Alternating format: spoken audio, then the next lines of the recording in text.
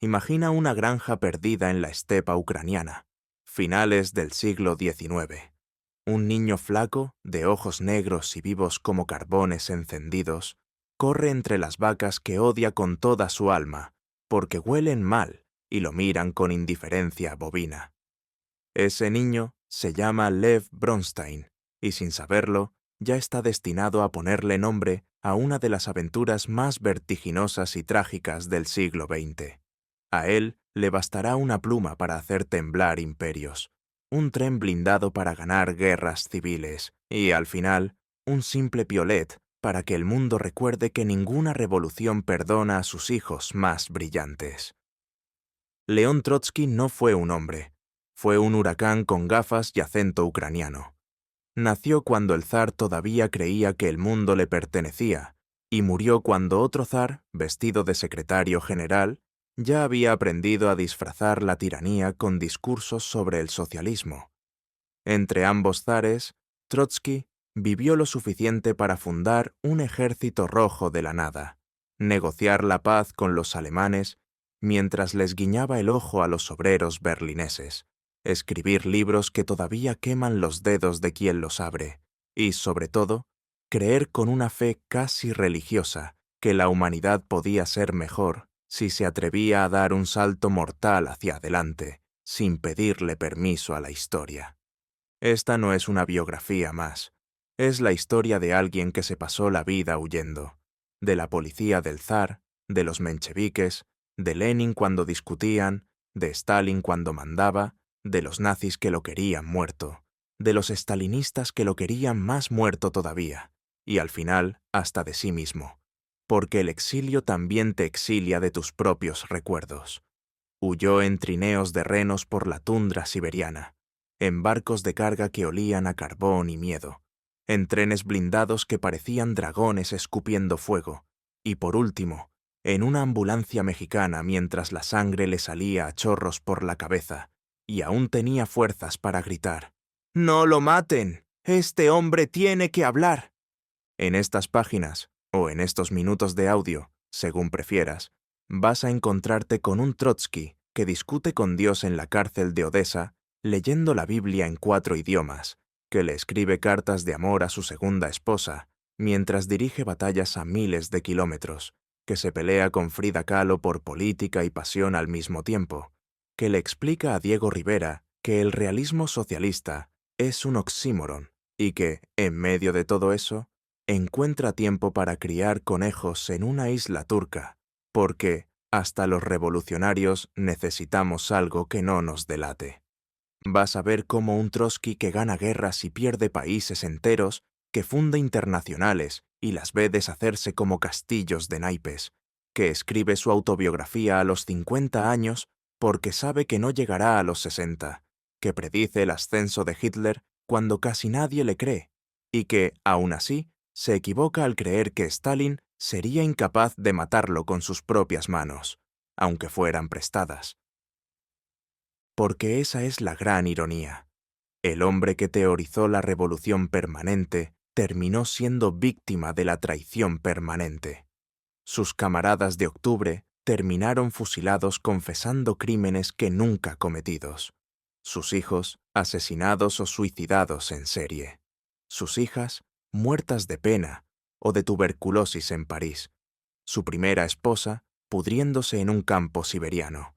Y él, siempre él, escribiendo desde una isla, desde un fiordo noruego, desde una casa azul mexicana, gritándole al viento que la revolución había sido traicionada, que el termidor stalinista era peor que cualquier zar, que todavía había esperanza si el proletariado mundial se levantaba. Aunque el proletariado mundial, francamente, estaba bastante ocupado sobreviviendo. Y sin embargo, aquí estamos, 85 años después de que un catalán con nombre falso le hundiera un piolet en el cerebro, hablando todavía de él. Porque Trotsky no solo vivió la historia, la escribió con sangre, tinta y una obstinación que rayaba en la locura. Sus ideas siguen dando vueltas como fantasmas incómodos en facultades de ciencias políticas, en asambleas de barrio en debates eternos sobre si el socialismo necesita democracia o si la democracia necesita socialismo. Así que ponte cómodo, sube el volumen o abre bien los ojos. Vas a acompañar a un niño que, odiador de vacas, que se convirtió en el profeta armado de la revolución, luego en el profeta desarmado del exilio y finalmente en el profeta desterrado que murió de pie, discutiendo hasta el último segundo. Vas a reírte, porque Trotsky tenía un sentido del humor tan afilado como el piolet que lo mató. Vas a enfadarte, porque pocas veces la historia ha sido tan injusta con alguien tan brillante. Y sobre todo, vas a terminar preguntándote si realmente hemos aprendido algo de todo esto. Bienvenido a la vida de León Trotsky. Cuidado, es adictiva, peligrosa y, sobre todo, imposible de olvidar. Comencemos. Capítulo 1. El niño que odiaba las vacas y amaba los libros. Imaginen una estepa tan plana que el horizonte parece una broma mal contada.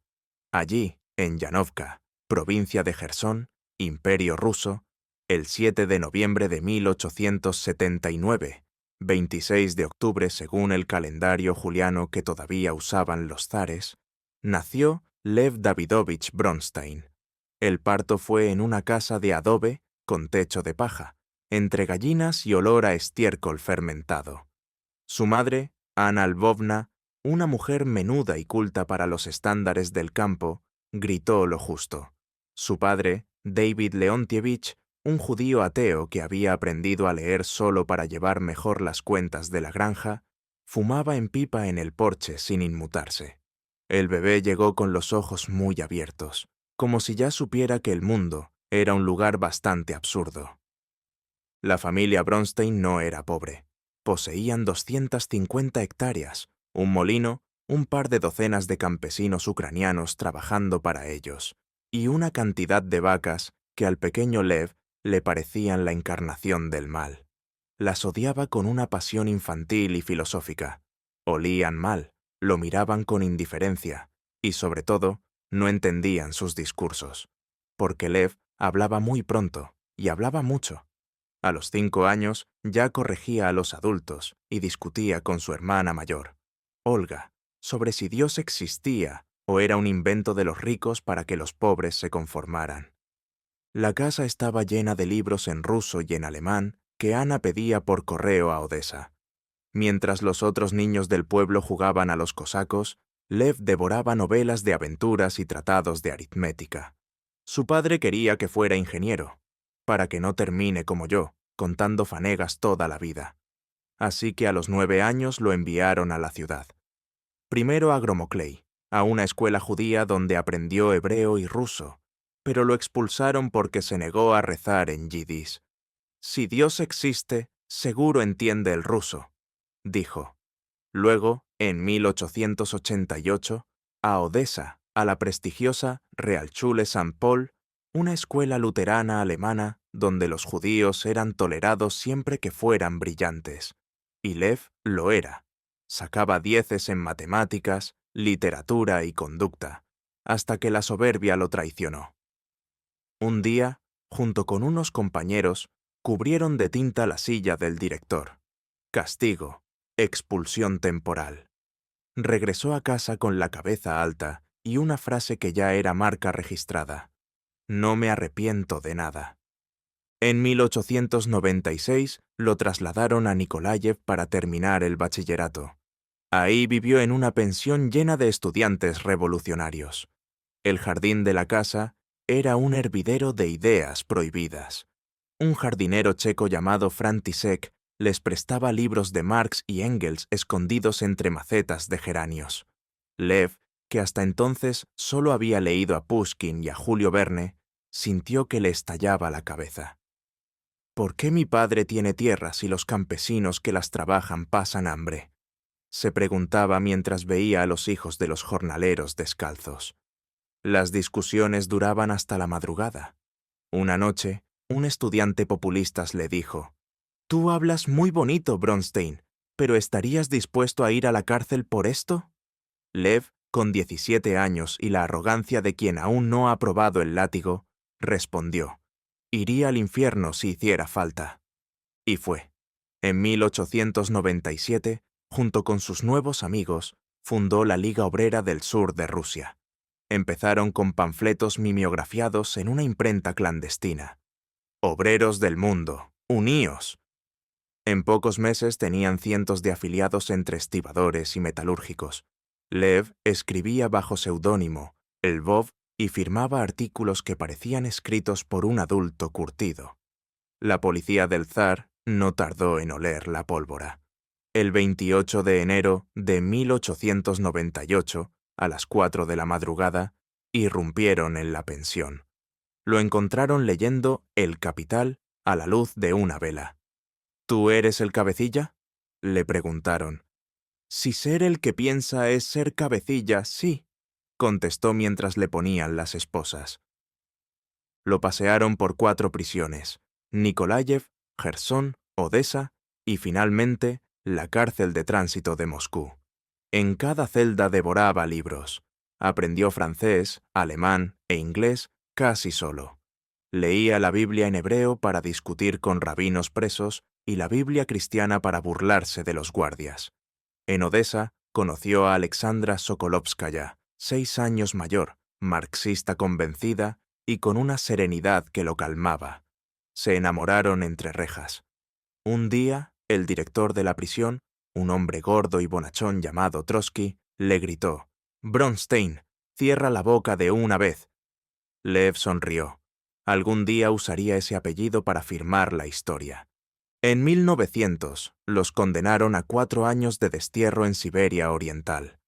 Alexandra, embarazada de la primera hija, insistió en acompañarlo. Viajaron encadenados en un convoy de presos comunes. Llegaron a Ust-Kut, un pueblo perdido donde el termómetro marcaba 40 bajo cero. Vivían en una isba con estufa de leña. Allí nacieron sus 2 hijas, Zinaida y Nina. Lev escribía artículos que enviaba clandestinamente a Iskra, el periódico de los exiliados en Londres. Los firmaba La Pluma. Un día recibió una carta. «Camarada La Pluma, su estilo es demasiado bien. Venga a Europa». Era de Lenin. En verano de 1902, mientras Alexandra dormía con las niñas, Lev metió 4 libros y algo de ropa en una mochila. Besó a su mujer en la frente y se fue. Cruzó el río Lena en una barca robada, luego cientos de kilómetros en carros de campesinos, hasta la estación de tren más cercana. En Samara le hicieron un pasaporte falso. En el espacio del apellido escribió, sin dudar, Trotsky. El nombre del carcelero gordo de Odessa le pareció perfecto, sonoro, fácil de recordar y con un punto de ironía que le encantaba. Cuando llegó a Londres en octubre de 1902, Lenin lo recibió en persona. Tenía 23 años, hablaba 4 idiomas, había dejado mujer e hijas en Siberia y llevaba en el bolsillo la convicción absoluta de que iba a cambiar el mundo.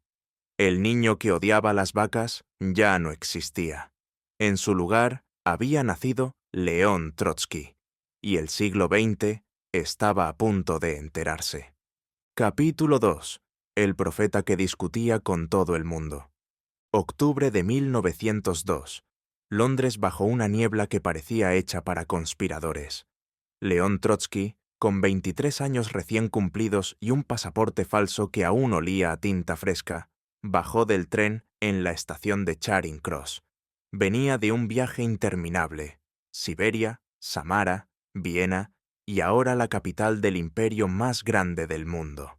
Lenin lo esperaba en una habitación humilde de Holborn, compartida con media docena de exiliados rusos que discutían hasta la madrugada.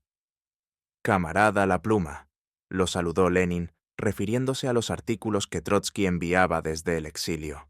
En esa primera noche hablaron hasta el amanecer sobre el futuro de Rusia, sobre Marx y sobre cómo un partido disciplinado podía derrocar a un zar.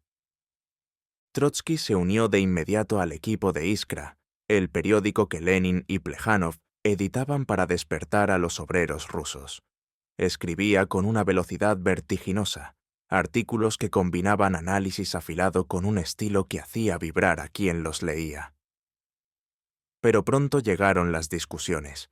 En el segundo Congreso del Partido Obrero Socialdemócrata Ruso, celebrado en un almacén bruxelense y luego en un salón londinense, prestado por una sociedad socialista, estalló la gran ruptura. Lenin defendía un partido de revolucionarios profesionales, centralizado y disciplinado, capaz de guiar al proletariado. Los mencheviques, liderados por Martov, querían algo más amplio, con militantes que pagaran cuotas pero no necesariamente vivieran para la revolución. Trotsky, impresionado al principio por la elocuencia de Lenin, terminó alineándose con los mencheviques. Criticó el centralismo leninista como un camino hacia la dictadura de un solo hombre. Lenin quiere sustituir al zar por un comité central que no rinda cuentas a nadie, escribió en un panfleto que circuló entre los delegados. La fractura fue dolorosa. Bolcheviques por un lado, mencheviques por otro. Trotsky, joven y orgulloso, se sintió traicionado por la rigidez de Lenin, pero no duró mucho en el bando menchevique. Pronto vio su oportunismo, su disposición a aliarse con liberales burgueses para una revolución por etapas. En 1904 se declaró por encima de las facciones, un no fraccional que buscaba la unidad. Mientras tanto, en Múnich, conoció a Alexander Parbus, un marxista excéntrico y brillante, mitad ruso, mitad alemán, que vivía como un bon vivant revolucionario. Parbus le abrió los ojos a una idea radical. En países atrasados como Rusia, la burguesía era demasiado débil y cobarde para llevar a cabo su propia revolución democrática. El proletariado, aliado con los campesinos pobres, tendría que tomar el poder directamente y, sin pausas, avanzar hacia el socialismo. Esa alianza con las revoluciones europeas sería clave. Así nació la teoría de la revolución permanente, que Trotsky desarrollaría en los años siguientes como su contribución más original al marxismo. El año 1905 irrumpió como un trueno. La derrota rusa en la guerra contra Japón, el Domingo Sangriento en San Petersburgo, donde las tropas del zar masacraron a manifestantes pacíficos. Todo encendió la mecha.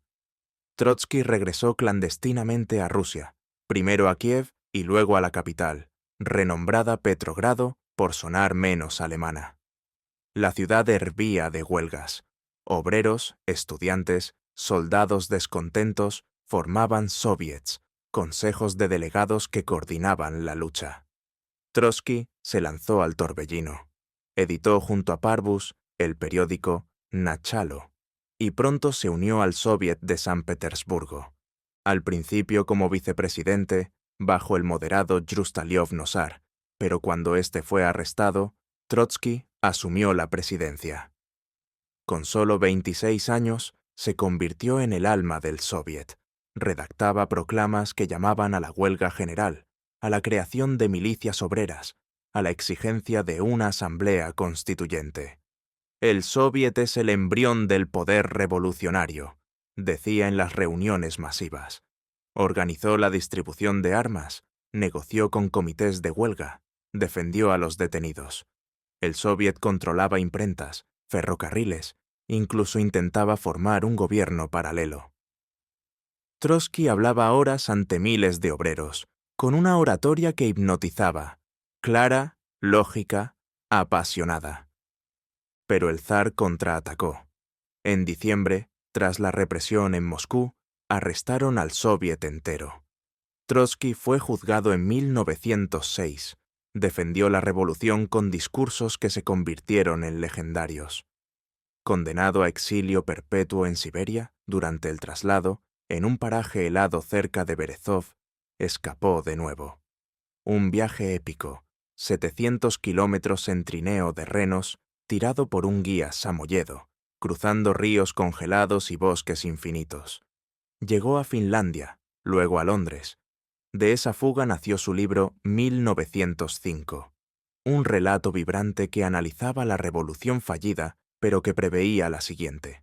De 1907 a 1914, Viena se convirtió en su refugio. Vivía en un barrio obrero, con Natalia Sedova, su compañera desde 1902, y sus 2 hijos pequeños. La ciudad imperial, llena de cafés donde se discutía filosofía y política, era un crisol de exiliados, rusos, polacos, judíos. Trotsky frecuentaba el Café Central, el mismo donde un pintor fracasado llamado Adolf Hitler pasaba horas dibujando postales. Editaba una nueva Pravda, no la bolchevique posterior, sino un periódico para unir a los obreros rusos más allá de facciones. Colaboraba con socialdemócratas austriacos, escribía sobre literatura, arte y Balcanes. Fueron años de pobreza digna, paseos por el Prater con los niños, partidas de ajedrez en cafés, artículos que enviaba a periódicos rusos legales. Intentó reconciliar bolcheviques y mencheviques en conferencias internacionales, pero las divisiones eran profundas. En 1912, en la Conferencia de Praga, Lenin expulsó a los liquidacionistas y consolidó su facción. Trotsky organizó una contraconferencia en Viena, pero fracasó en unir al partido. Fundó el grupo Mezrayontsy, interdistrital, para obreros de Petrogrado que no querían elegir bando. Cuando estalló la Primera Guerra Mundial en 1914, Trotsky estaba en Viena. Como ruso, lo expulsaron. Pasó a Suiza neutral, luego a Francia, donde escribió contra la guerra como traición al internacionalismo. La guerra es el suicidio de la civilización, denunciaba en artículos que le valieron la expulsión francesa. El profeta que discutía con todo el mundo, con Lenin, con mencheviques, con socialpatriotas, había madurado. Sus ideas sobre la revolución permanente, forjadas en debates interminables, esperaban el momento de probarse en la práctica. Rusia aún temblaba bajo el zar, pero el suelo se agrietaba. Trotsky, con su pluma siempre afilada, estaba listo para el próximo acto. Capítulo 3. El hombre que ganó una guerra civil en tren. Mayo de 1917. Un barco noruego atraca en Petrogrado y un hombre de 37 años, con bigote recortado y mirada que atraviesa paredes, baja la pasarela con una maleta llena de libros y una convicción que pesa más que cualquier cañón. León Trotsky acaba de llegar de Nueva York, donde editaba un periódico ruso con Bujarin y donde los camaradas americanos lo llamaban el ruso que habla como un francés y escribe como un alemán. En la estación Finlandia lo reciben con flores y desconfianza. Los bolcheviques lo miran de reojo porque fue menchevique. Los mencheviques lo miran de reojo porque ya no lo es. Él sonríe, sube a un camión blindado improvisado y grita: ¡Viva la revolución socialista mundial! La multitud ruge. En ese instante empieza la parte más espectacular y sangrienta de su vida. Durante los meses había sido un exiliado sin partido. Ahora, en menos de 8 semanas, se convierte en el segundo hombre más poderoso de Rusia. En julio, cuando las jornadas de julio terminan en represión, lo arrestan de nuevo. Comparte celda con anarquistas y delincuentes comunes, desde donde escribe artículos que se imprimen en la calle como si nada. Sale en septiembre, más famoso que nunca, y el 25 de septiembre es elegido presidente del Soviet de Petrogrado. Tiene 37 años y preside un organismo que controla la guarnición de la capital. Lenin está escondido en Finlandia. Stalin dirige Pravda con mano blanda. El que decide es Trotsky. El 25 de octubre, 7 de noviembre de 1917, dirige personalmente la toma del poder. Mientras Lenin se esconde nervioso en el Instituto Smolny, Trotsky recorre pasillos, da órdenes, tranquiliza a los dubitativos y cuando el gobierno provisional se rinde sin apenas resistencia, sale al balcón y anuncia: «El poder soviético ha sido establecido». La gente aplaude. Él piensa que es solo el principio. 2 semanas después, lo nombran comisario de Asuntos Exteriores. Su primera tarea, sacar a Rusia de la Gran Guerra. Viaja a Brest-Litovsk con una delegación de obreros y soldados. Los generales alemanes se burlan de sus chaquetas de cuero y sus discursos. Trotsky responde con una frase que queda para la historia. No firmamos la paz, pero declaramos que la guerra ha terminado. Es su táctica ni guerra ni paz. Los alemanes se enfadan, reanudan la ofensiva y avanzan hasta casi tomar Petrogrado. Lenin impone la firma de la paz humillante. Trotsky dimite del cargo, pero ya tiene otro mucho más grande, comisario del pueblo para la guerra. Marzo de 1918. Rusia es un cadáver desangrándose. El ejército imperial se ha disuelto. Los soldados vuelven a casa con los fusiles al hombro y las botas rotas. Blancos, verdes, checoslovacos, ingleses, franceses, japoneses, polacos, todos quieren un pedazo. Lenin le dice: necesitamos un ejército de verdad. Tú lo creas o morimos todos. Trotsky acepta. El 13 de marzo presenta su primer decreto. Se crea el Ejército Rojo de Obreros y Campesinos. Empieza con 100.000 voluntarios mal armados y mucha retórica. En agosto de 1918 los checoslovacos toman Kazán, a 800 kilómetros de Moscú, y con ella los reservas de oro del antiguo imperio. Es el momento más crítico. Trotsky sube a un tren especial, blindado, pintado de verde oscuro, con vagones para Estado Mayor, imprenta, telégrafo, baño, cocina y hasta tribunal revolucionario. Ese tren será su casa, su despacho y su leyenda durante 2 años y medio. Recorre 100.000 kilómetros, más que la vuelta al mundo 3 veces. Duerme poco, escribe mucho, fusila cuando hace falta y arenga cuando sobra. En Kazán llega en plena derrota. Reúne a los soldados en la plaza, sube a un cajón y grita: «Camaradas, si Kazán no es nuestra dentro de 3 días, yo mismo me pondré al frente del primer batallón y moriré con vosotros». 3 días después, Kazán vuelve a ser roja. El mito nace. El tren se convierte en un estado ambulante. Lleva panfletos recién impresos, botas, municiones, médicos, agitadores y un pelotón de ejecución. Trotsky impone disciplina de hierro, reintroduce grados militares, saludos, uniformes y, sobre todo, comisarios políticos que vigilan a los antiguos oficiales zaristas, los especialistas militares, que ha reclutado a miles. El especialista sabe luchar, el comisario sabe por qué luchamos, dice. Cuando un regimiento huye, hace formar al resto, elige cada 10º hombre y lo fusila delante de todos. Los soldados lo odian y lo admiran a partes iguales.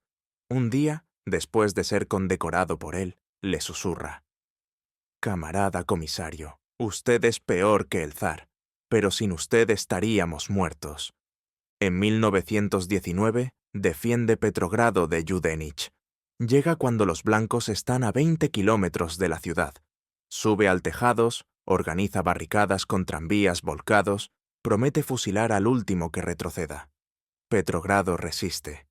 En 1920, la guerra contra Polonia. Trotsky quiere llevar la revolución hasta Varsovia, pero el Ejército Rojo, agotado, es derrotado en las puertas de la capital polaca. Es el único gran revés militar. Aún así, cuando termina la guerra civil, el Ejército Rojo tiene 5 millones de hombres, bien armados, disciplinados y victoriosos contra 14 ejércitos extranjeros y docenas de generales blancos. En marzo de 1921 llega el último acto más duro. Los marineros de Kronstadt, héroes de octubre, se sublevan exigiendo soviets sin bolcheviques.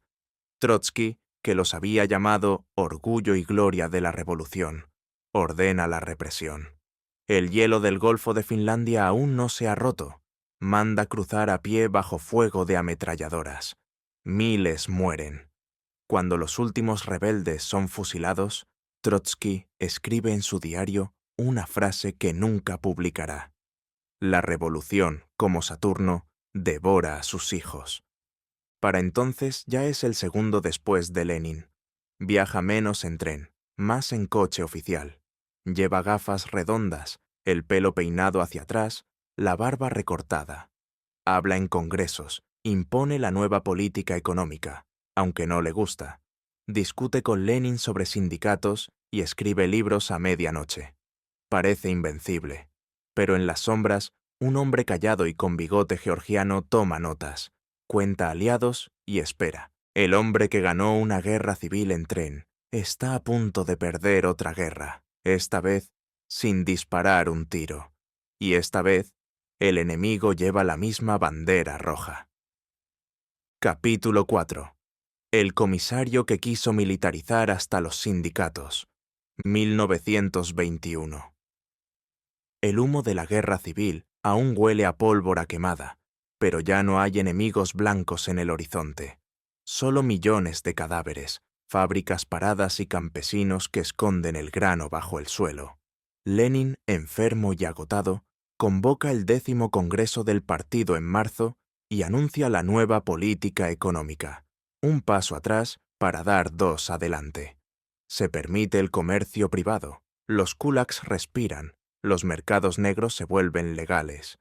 Trotsky, que acaba de ganar una guerra con mano de hierro, se queda mirando la escena como quien ve a su hijo preferido cambiarse de ropa para ir a una fiesta burguesa.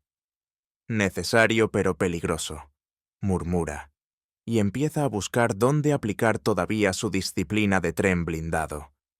El problema más urgente son los sindicatos. Durante la guerra civil habían sido convertidos en correas de transmisión del Estado. Reclutaban soldados, organizaban producción, castigaban a los vagos. Ahora, con la NEP, muchos obreros quieren que los sindicatos los defiendan del Estado, no que los dirijan. Surgen 3 posiciones. La de los obreros de la oposición, Shliapnikov, Kollontai. Sindicatos independientes, casi anarcosindicalistas. La de Lenin y Zinoviev. Sindicatos que eduquen y expliquen la NEP, pero sin enfrentarse al gobierno. La de Trotsky, militarización total del trabajo. El proletariado ha tomado el poder. Ahora debe tomarse a sí mismo como ejército laboral.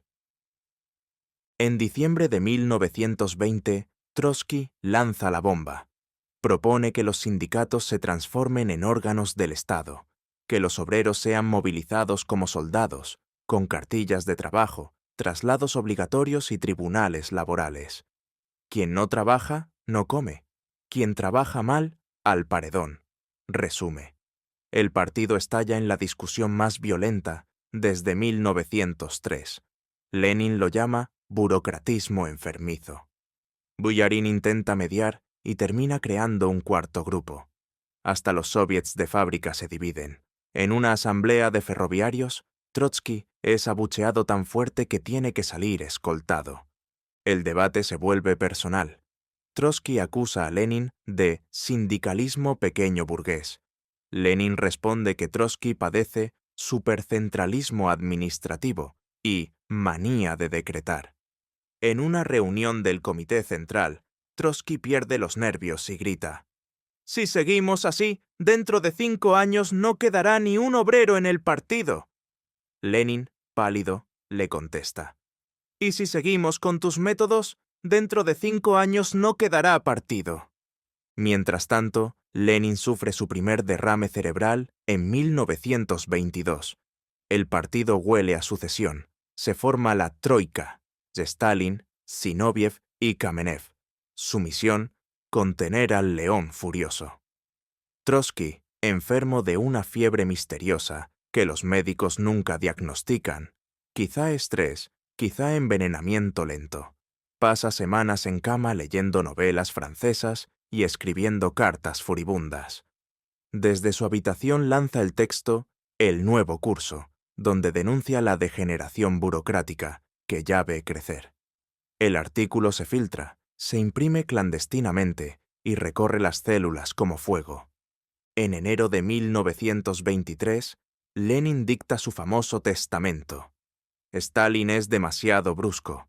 Trotsky es el hombre más capaz del Comité Central, pero tiene excesiva confianza en sí mismo y propensión a la solución administrativa. Pide que se retire a Stalin del puesto de secretario general. La Troika oculta el documento. Cuando Lenin muere el 21 de enero de 1924, Trotsky, Está en un tren rumbo al Cáucaso, convaleciente.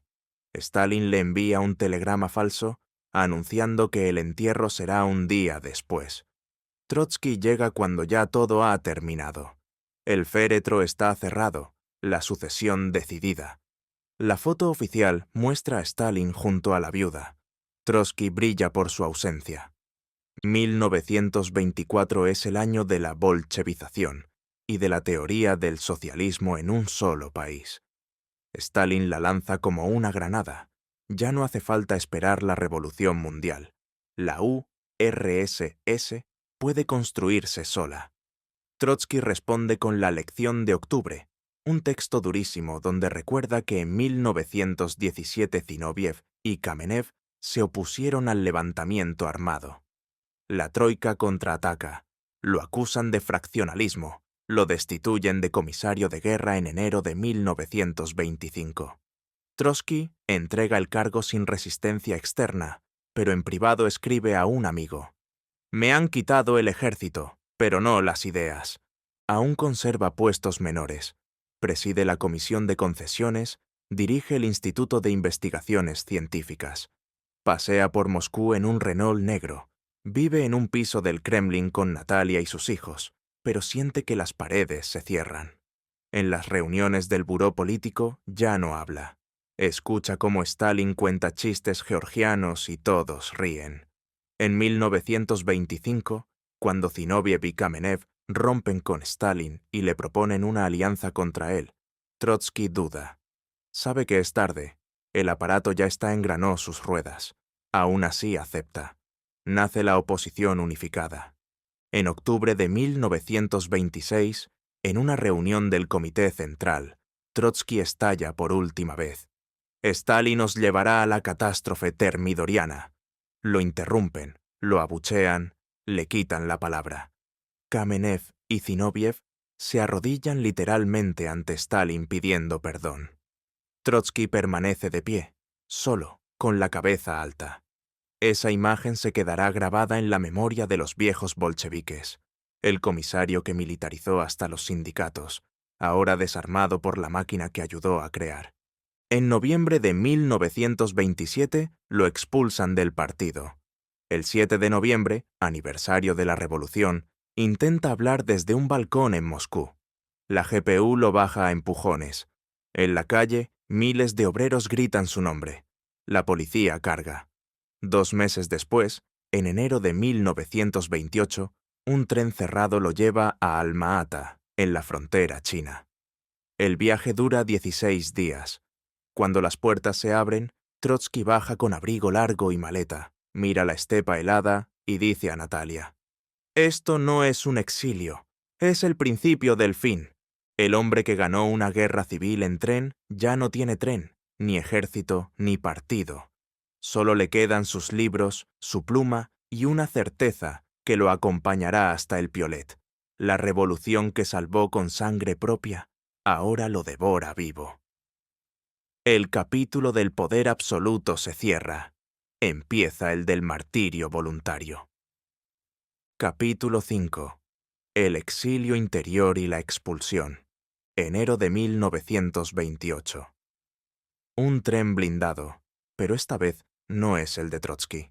Es el que lo lleva lejos de Moscú, rumbo a Alma-Ata, una ciudad polvorienta en las estepas de Kazajistán, tan cerca de China que los guardias bromean diciendo que si estornuda fuerte, llega a Pekín. León Trotsky viaja con Natalia Sedova, su esposa inquebrantable, y su hijo menor, Sergei. Llevan maletas repletas de libros, manuscritos y una máquina de escribir que repiquetea como un corazón mecánico. Durante 16 días, el convoy avanza lento, custodiado por soldados que no saben si vigilar al prisionero o admirarlo. En las estaciones, obreros se acercan a hurtadillas para gritar «¡Viva Trotsky!» antes de que los agentes los aparten. Él responde con la mano en alto, sereno, como quien ya ha cruzado Siberia 2 veces, y sabe que el frío no es lo peor. Alma-Ata es un oasis rodeado de montañas nevadas y manzanos silvestres. La casa asignada es grande, con jardín y gallinero. Parece un premio, pero las líneas telefónicas están cortadas y el correo vigilado. Trotsky organiza su día como si estuviera en el Kremlin. Levanta a las 6, dicta artículos a Natalia, caza patos en el lago cercano con Sergei, lee a Balzac por las tardes y escribe cartas que nunca llegarán completas. En pocos meses convierte el lugar en centro de oposición clandestina. Mensajeros disfrazados de pastores traen noticias de Moscú. Él responde con instrucciones precisas: formar células, distribuir panfletos, preparar la lucha contra la burocracia. Sus textos circulan en copias carbón. La oposición no ha sido derrotada, solo dispersada. Miles de militantes son arrestados por leerlos, pero siguen llegando. Stalin, desde su despacho, recibe informes diarios. Le molesta que Trotsky siga vivo políticamente. En octubre de 1928, ordena cortar toda comunicación. Los opositores locales son enviados al Ártico. La casa queda rodeada de agentes. Trotsky decide contraatacar con una carta abierta al Comité Central. La expulsión no resolverá nada. La crisis económica se acerca y la burocracia la agravará. La carta se filtra, se imprime en el extranjero y regresa a la URSS como un boomerang. Stalin pierde la paciencia. El 20 de enero de 1929, en plena noche, llegan camiones. Un oficial lee la orden: expulsión inmediata de la Unión Soviética. Natalia empaca en 1 hora. Ropa de abrigo, fotos de los hijos, los manuscritos de La Revolución Permanente. Trotsky protesta con calma. Esto es ilegal, viola hasta las leyes soviéticas. El oficial se encoge de hombros. Órdenes de arriba. Los suben a un camión que cruza la estepa hasta la frontera turca. En el trayecto, Trotsky escribe en un cuaderno: salgo con la cabeza alta, llevo conmigo la revolución traicionada y la esperanza de millones. El 10 de febrero llegan a Odessa. Los embarcan en el vapor Illich, un barco de carga que huele a petróleo y pescado seco. Viajan en un camarote pequeño, custodiados por agentes que no saben qué hacer con un deportado que dicta artículos en voz alta para que Natalia los transcriba. En el Mar Negro, Trotsky mira la costa que se aleja y dice: Rusia me expulsa, pero no me callará. Turquía los rechaza primero. Luego, bajo presión soviética, los acepta en la isla de Prinkipo, hoy Villukada. El 12 de febrero de 1929, pisan tierra firme. Trotsky tiene 49 años, 6 maletas, 4 hijos dispersos y una familia que ya empieza a desmoronarse. Su hija Zina está enferma en Moscú, su hijo León Sedov en Berlín, Sergei con ellos y Nina. Nina había muerto meses antes de tuberculosis, noticia que llegó censurada. En la isla instalan su primer exilio verdadero. Alquilan una villa vieja con vistas al mar de Mármara. Trotsky pesca con caña desde las rocas, cría conejos para complementar la dieta, nada todas las mañanas y escribe sin parar. Empieza su autobiografía Mi vida, donde cuenta la infancia en Yanovka con una sinceridad que desarma. Escribe cartas a opositores de todo el mundo: Francia, Alemania, Estados Unidos, China. Funda el Boletín de la Oposición, que se imprime en París y llega a la URSS, escondido en doble fondo de maletas. Cada número es un golpe. Denuncia la colectivización forzosa que mata de hambre a Ucrania. Critica el giro hacia el socialismo en un solo país. Llama a la democratización de los soviets. Pero el precio es alto. Stalin revoca la ciudadanía soviética a toda la familia. Zina, depresiva y enferma, obtiene permiso para salir, pero sin su hijo pequeño. Llega a Turquía en 1931, rota por dentro. Un año después, desesperada, se suicida en Berlín. Trotsky recibe la noticia por telegrama y no llora delante de nadie. Solo dice: Stalin mata a distancia. Su otra hija, Nina, ya había muerto. Sus yernos son fusilados. Su primera esposa, Alexandra, termina en un campo siberiano. La familia se convierte en una lista de ausentes. En la isla, Trotsky recibe visitas clandestinas, jóvenes trotskistas griegos, periodistas franceses, incluso un príncipe ruso exiliado que quiere entender qué pasó. Pasea por los bosques de pinos, discute con Natalia hasta altas horas, juega al ajedrez con Sergei, pero el mundo se mueve rápido. Hitler sube al poder en 1933. Trotsky advierte que sin revolución en Alemania, la guerra es inevitable. Escribe ¿Qué es el nacionalsocialismo? Y predice el pacto que nadie cree posible. Turquía empieza a presionar. Stalin amenaza con romper relaciones. En julio de 1933, Trotsky abandona Prinkipo rumbo a Francia. El exilio interior ha terminado. Comienza el exilio sin fronteras. Ha perdido el país que ayudó a fundar, pero no la voz. Desde un pequeño apartamento en las afueras de París, sigue escribiendo, organizando, esperando que algún día los obreros soviéticos despierten y recuerden quién fue el hombre del tren blindado. Mientras tanto, en Moscú, Stalin prepara los grandes procesos donde los viejos camaradas confiesan crímenes inventados y en la sala siempre mencionan un nombre, Trotsky. El cerco se cierra, pero él sigue dictando, pescando, viviendo, porque sabe que la historia no termina con una expulsión. Apenas empieza el acto más largo de su tragedia. Capítulo 6. La isla donde escribía contra el mundo entero. Julio de 1933. Un barco francés deja a Trotsky y Natalia en un muelle discreto cerca de Marsella. Los recibe un joven militante con sombrero calado y la orden de no decir ni una palabra. Viajan en coche toda la noche hasta un pueblo perdido en los Alpes marítimos. Allí empieza la vida de ratón. Casas prestadas, nombres falsos, ventanas cerradas. Francia le da un visado de tránsito por razones humanitarias, pero el gobierno teme tanto a Stalin como a Hitler. Trotsky escribe bajo seudónimo, recibe a visitantes en la cocina y cuando la policía pregunta, responde con ironía. Soy un turista ruso que estudia la flora local. La flora local son cactus y artículos de contrabando. En 1934, la extrema derecha francesa organiza manifestaciones gritando «¡Muerte a Trotsky!».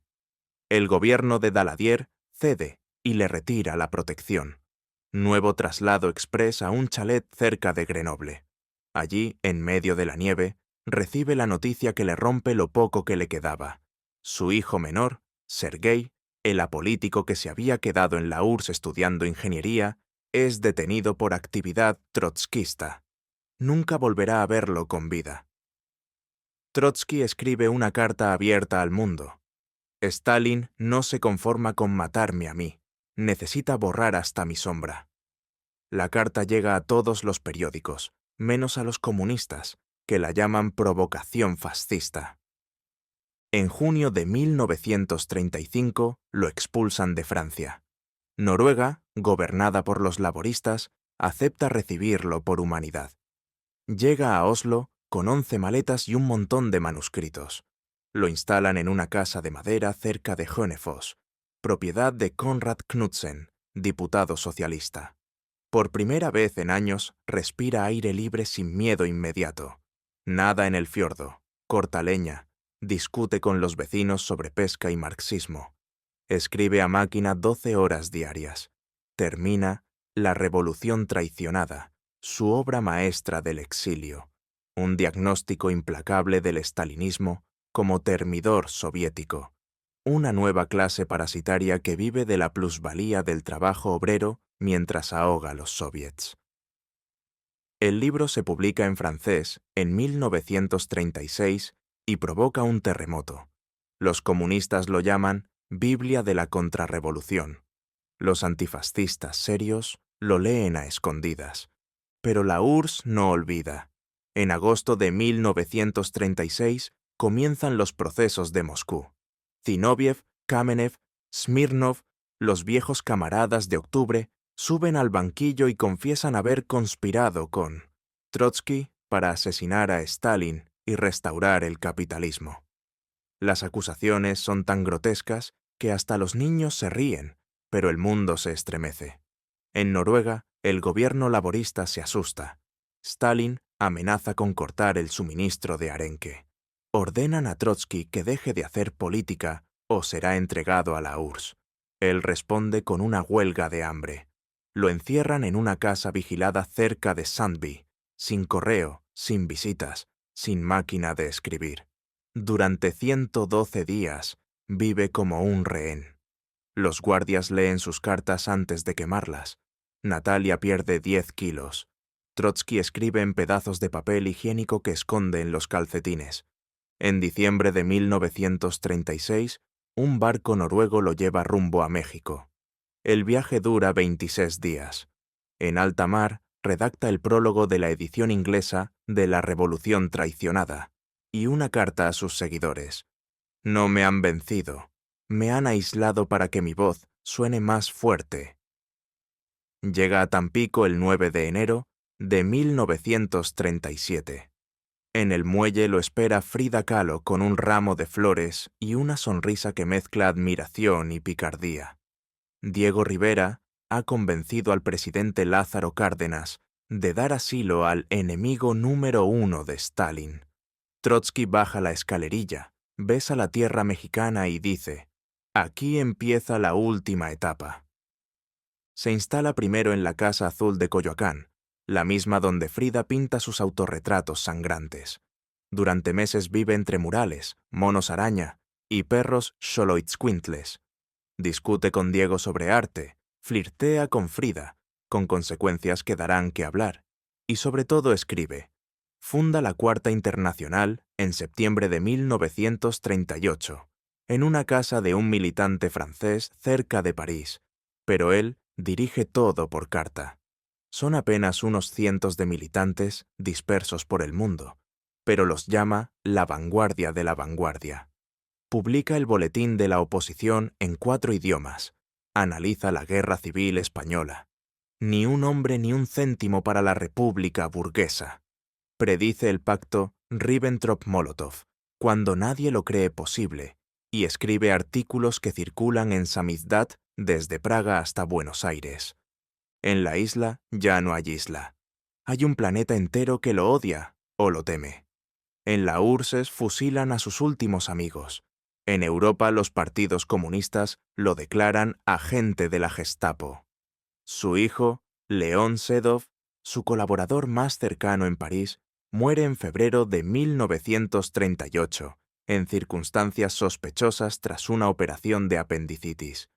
Trotsky recibe la noticia en Coyoacán y por primera vez llora en público.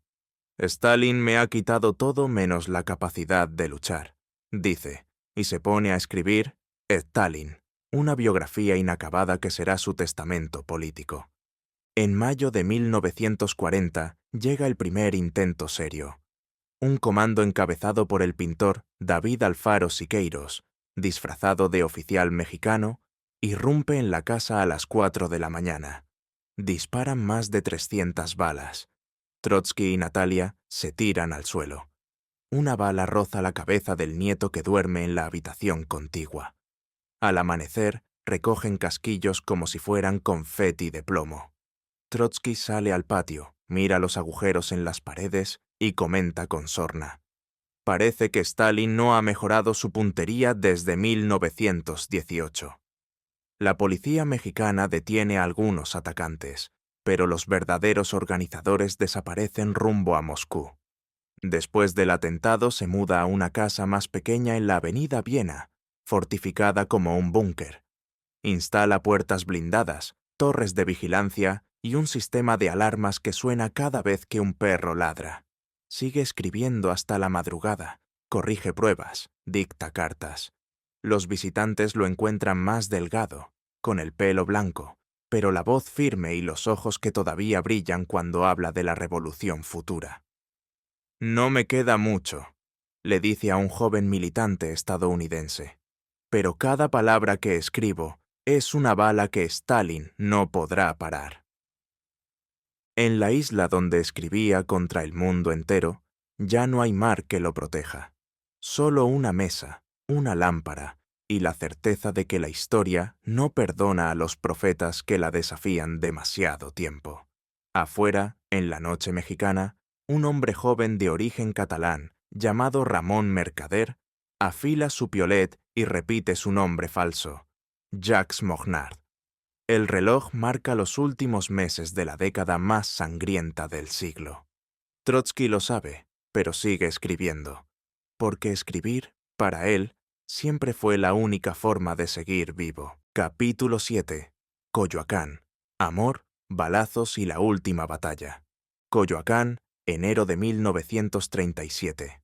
El sol mexicano cae a plomo sobre la casa azul de Frida Kahlo, mientras León Trotsky, con sombrero de ala ancha y bastón, baja del tren presidencial que lo trajo desde Tampico. Diego Rivera lo recibe con un abrazo de oso, y Frida con una mirada que mezcla curiosidad de pintora y deseo de mujer. «Bienvenido al país donde los muertos viven mejor que los vivos», bromea Diego. Trotsky sonríe. Por primera vez en años no hay policía secreta en la puerta, solo bugambilias y un par de perros sin pelo que parecen momias egipcias. Durante los primeros meses, la casa es un torbellino. Por las mañanas Trotsky dicta artículos en la terraza, mientras Frida pinta al lado, con cigarro en la boca y cejas de carbón.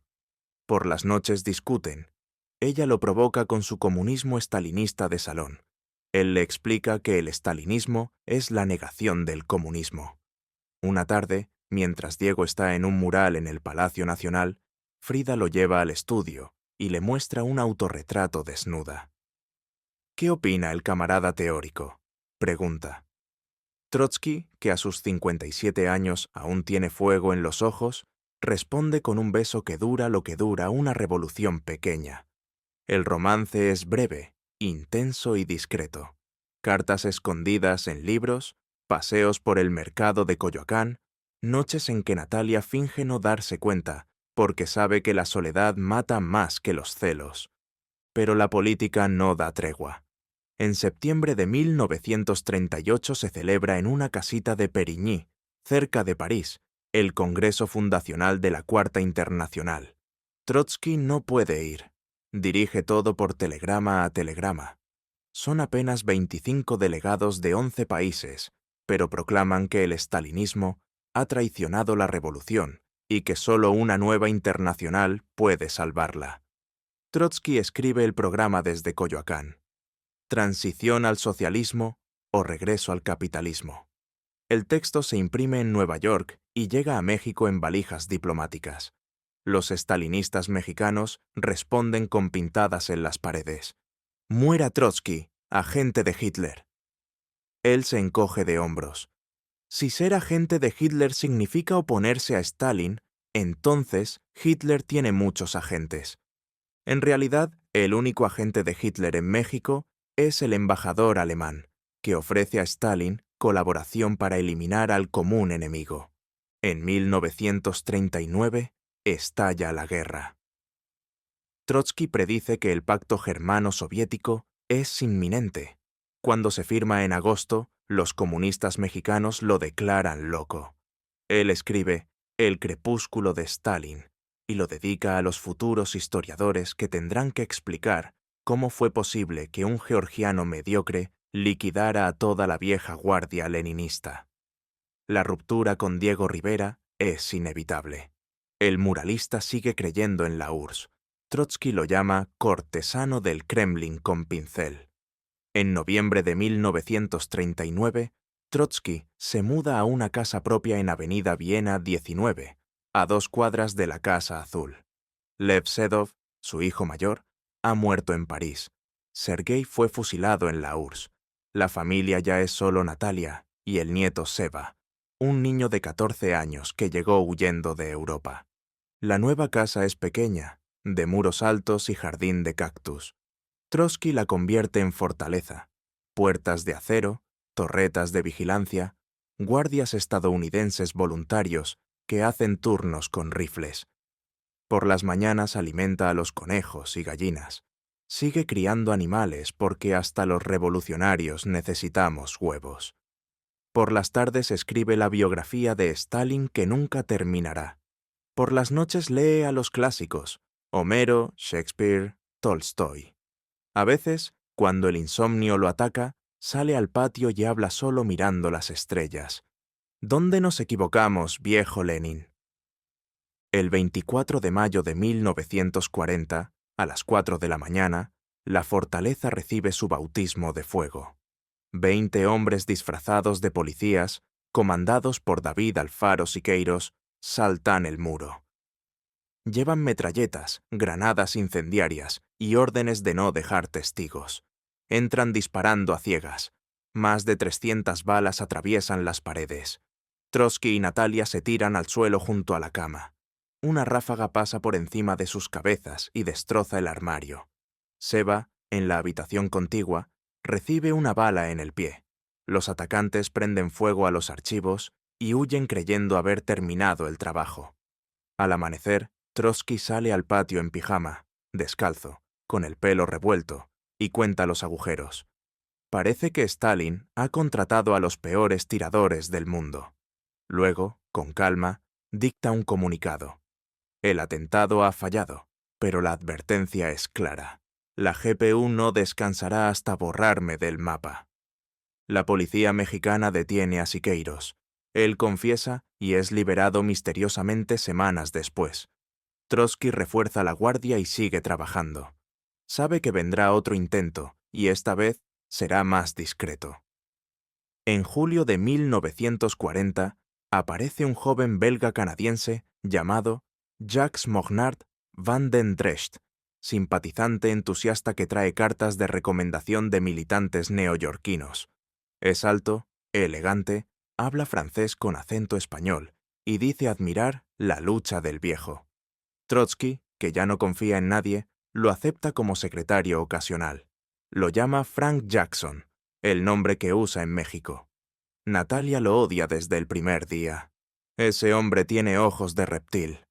Trotsky se ríe. Todos tenemos ojos de reptil cuando nos miran de cerca.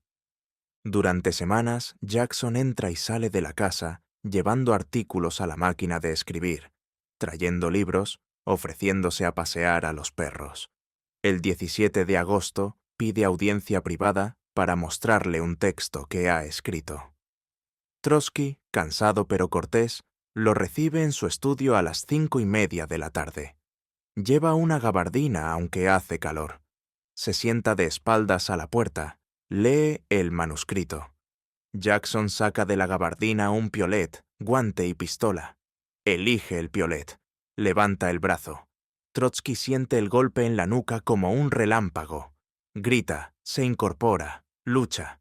La sangre le chorrea por la cara, pero tiene fuerza para morder la mano del asesino y gritar: «¡No lo maten! ¡Este hombre tiene que hablar!». Los guardias irrumpen, reducen a Jackson. Trotsky, tambaleándose, sale al patio y se derrumba en los brazos de Natalia. «Siento que esta vez es el fin», dice. Lo llevan al hospital de la Cruz Verde. Los médicos le abren el cráneo, extraen fragmentos de hueso, pero el daño es irreversible. 24 horas después, el 21 de agosto de 1940 a las 7:25 de la tarde, León Trotsky muere a los 60 años. En la casa quedan los conejos sin alimentar, los manuscritos a medio terminar y una nota en la mesa. En caso de que me maten, que sepan que muero creyendo en la futura victoria del proletariado. Afuera, Ciudad de México se paraliza. 100.000 personas acompañan el féretro hasta el Panteón francés. Frida llora por primera vez en público. Diego no aparece. Stalin, en el Kremlin, brinda con vodka georgiano. Coyoacán termina como empezó, con amor, balazos y una última batalla que Trotsky libró hasta el último segundo, de pie, sangrando, discutiendo. Porque incluso moribundo, el viejo León seguía convencido de que la historia le daría la razón. Y en cierto modo, la tuvo. El piolet pudo matar al hombre, pero no pudo matar la pregunta que dejó flotando en el aire mexicano. ¿Qué hubiera pasado si la revolución no se hubiera comido a sus mejores hijos? Capítulo 8. El día que el piolet terminó la revolución. 20 de agosto de 1940. Avenida Viena 19, Coyoacán. Son las 5:15 de la tarde, y el calor es tan denso que hasta los cactus parecen sudar. Dentro de la casa fortaleza, León Trotsky está sentado a su escritorio, rodeado de libros apilados como trincheras. Lleva una camisa blanca arremangada, gafas redondas y el pelo blanco peinado hacia atrás. Acaba de terminar de corregir un artículo titulado La guerra imperialista y la revolución proletaria mundial. En la mesa hay una taza de té frío, un cenicero con 3 colillas y la foto de siempre. La certeza de que no le queda mucho tiempo. A las 5:25 llaman al portón. Es Frank Jackson, el belga canadiense, que lleva meses entrando y saliendo con textos para revisar. Hoy trae una gabardina colgada del brazo, aunque el termómetro marca 32 grados. Los guardias lo conocen, lo dejan pasar sin cachearlo. Jackson entra al estudio con una carpeta bajo el brazo y una sonrisa nerviosa. «Camarada Trotsky, ¿puede mirar esto? Es un borrador sobre la situación francesa». Trotsky suspira, cansado. «Pasa, muchacho, pero rápido, que tengo hambre de vivir». Se sienta de espaldas a la puerta, inclinado sobre el manuscrito. Jackson se coloca detrás, saca de la gabardina un piolet de alpinista cortado a la medida, 30 centímetros de mango, hoja afilada como una navaja, y levanta el brazo. El golpe cae con toda la fuerza del odio acumulado en Moscú, en la Lubyanka, en la orden directa de Stalin. Liquidadlo de una vez.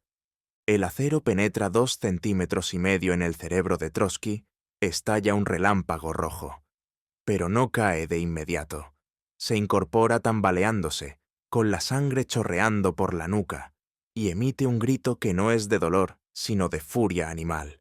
Un rugido largo, inhumano, que recorre pasillos y patios. Los guardias irrumpen. Ven al viejo de pie, con la cara cubierta de sangre, los ojos abiertos como platos, agarrando al asesino por la solapa. Jackson intenta sacar la pistola. Trotsky le muerde la mano hasta el hueso. «¡No lo maten! ¡Este hombre tiene que hablar!», grita mientras se derrumba. Lo llevan a la sala en brazos. Natalia llega corriendo, se arrodilla, le toma la cabeza. «Lioba, Lioba mío». Él la mira y con la voz ya pastosa dice: «Siento que esta vez es el fin. Cuida a Seba y no dejes que Stalin gane también después de muerto». Luego, con un hilo de voz: «Diles a nuestros amigos que estoy seguro de la victoria, del proletariado». Se desmaya. A las 6:30 lo suben a una ambulancia destartalada. El trayecto al hospital de la Cruz Verde dura 20 minutos que parecen siglos. En la camilla, entre estertores, murmura frases en ruso, francés y alemán. Los médicos lo operan de urgencia. Abren el cráneo, extraen astillas de hueso, ven el cerebro destrozado. No hay nada que hacer. A las 7:25 del día siguiente, 21 de agosto de 1940, el corazón deja de latir. El parte médico dice: hemorragia cerebral masiva por herida de arma cortante. México entero se paraliza.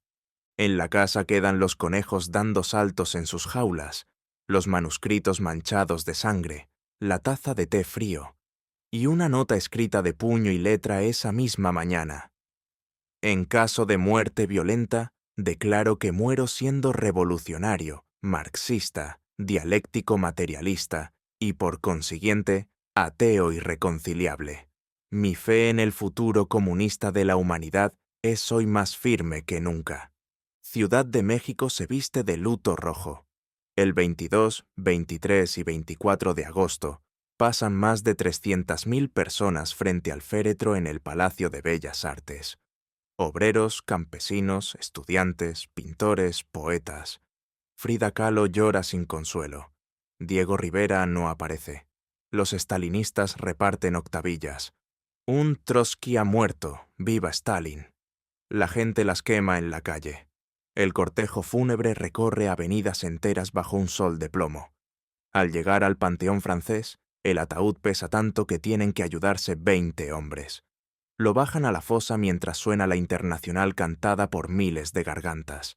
Ramón Mercader, alias Jacques Mognard, alias Frank Jackson, es detenido con las manos destrozadas por la mordida de Trotsky. Durante el juicio no dice una palabra. Solo al final, cuando le preguntan por qué lo hizo, responde en perfecto español con acento catalán. Cumplí órdenes. Lo condenan a 20 años, la pena máxima en México por homicidio. Sale en 1960, viaja a Praga y luego a Moscú, donde lo reciben como héroe de la Unión Soviética y le dan una dacha. Nunca se arrepiente. La casa de Avenida Viena se convierte en museo. Los agujeros de bala del atentado de Siqueiros siguen en las paredes. La sangre del piolet se limpió, pero la mancha quedó grabada en la madera del escritorio. Los conejos siguieron viviendo hasta viejos. Los gallinas pusieron huevos que nadie comió. El escritorio, la silla, la máquina de escribir, la taza, todo permanece tal cual. Los visitantes entran en silencio y salen preguntándose lo mismo. ¿Y si Trotsky hubiera vivido 2 años más? ¿Y si hubiera visto caer a Stalin? ¿Y si...? Pero la historia no da segundas oportunidades. El piolet terminó la vida del hombre, pero no terminó la discusión.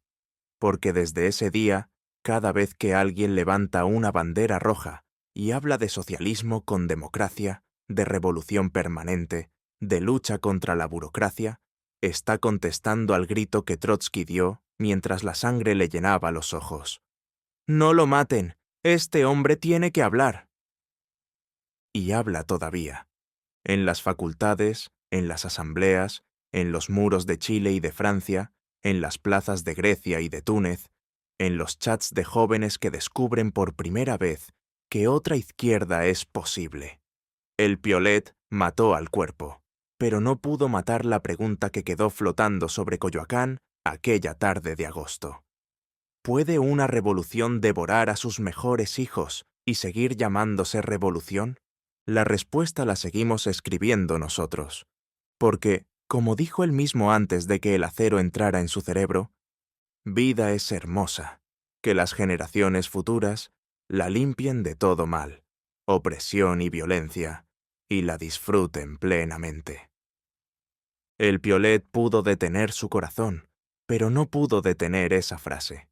Y ahí sigue, resonando, 85 años después, cada vez que alguien se atreve a soñar un mundo, sin zares ni secretarios generales, sin burocracia ni traición. El día que el piolet terminó la revolución, no terminó, solo cambió de manos, y así termina la vida de León Trotsky. Un grito cortado por un piolet en una tarde mexicana de 1940. Pero no termina la historia. Porque Trotsky no fue solo un hombre, fue una advertencia y una promesa a la vez. Advertencia. Ninguna revolución está a salvo de convertirse en su contrario si la burocracia reemplaza a los soviets, si el poder se concentra en un solo despacho y si la crítica se castiga con la muerte. Promesa. Mientras exista desigualdad, mientras un solo obrero tenga que elegir entre dignidad y salario, mientras un solo joven lea a Marx y sienta que el mundo puede ser otro, la voz de Trotsky volverá a sonar, aunque sea en susurro. Murió creyendo que la humanidad daría el salto definitivo hacia la libertad. No lo vio. Pero cada vez que alguien levanta una pancarta que dice «Ni Stalin, ni capitalismo», cada vez que una asamblea decide por abajo en vez de obedecer por arriba, cada vez que un libro suyo se abre en una biblioteca pública o en una celda clandestina, Trotsky gana una batalla póstuma. El piolet le quitó la vida, pero no le quitó la razón histórica. Stalin murió en su cama, rodeado de miedo y de médicos temblorosos. Trotsky murió de pie, sangrando, gritando que no mataran al asesino porque «este hombre tiene que hablar». Y habló, y sigue hablando. Hoy, cuando miramos atrás, no vemos solo un cadáver con un agujero en la cabeza. Vemos a un niño que odiaba las vacas y amaba los libros, a un joven que discutidor, que escapó 2 veces de Siberia, a un comisario que ganó una guerra civil en un tren blindado, a un exiliado que escribió contra el mundo entero desde una isla, desde un fiordo, desde una casa azul mexicana, y a un viejo que, aun con el cerebro destrozado, tuvo fuerzas para morder la mano que lo mataba y pedir que no lo mataran a él, porque aún tenía cosas que decir. Nos quedan sus libros, sus cartas, sus artículos furibundos y lúcidos. Nos queda su ejemplo de no arrodillarse nunca, ni ante el zar, ni ante Lenin cuando discrepaba, ni ante Stalin cuando mandaba matar. Nos queda su frase más sencilla y más terrible. Vida es hermosa, que las generaciones futuras la limpien de todo mal y la disfruten plenamente. Esa tarea sigue pendiente. Gracias por acompañarnos en este viaje de 8 capítulos, 8 vidas en una sola. Si algo de Trotsky te ha removido por dentro, no lo guardes. Compártelo, discútelo, léelo, escríbelo, vívelo. Porque la revolución permanente no es una teoría escrita en 1905. Es una invitación abierta que todavía espera respuesta. Nos vemos en el próximo resumen. Y recuerda, la historia no está escrita con piolet, sino con ideas que no mueren. Hasta pronto, camaradas, y que la vida sea hermosa, para todos.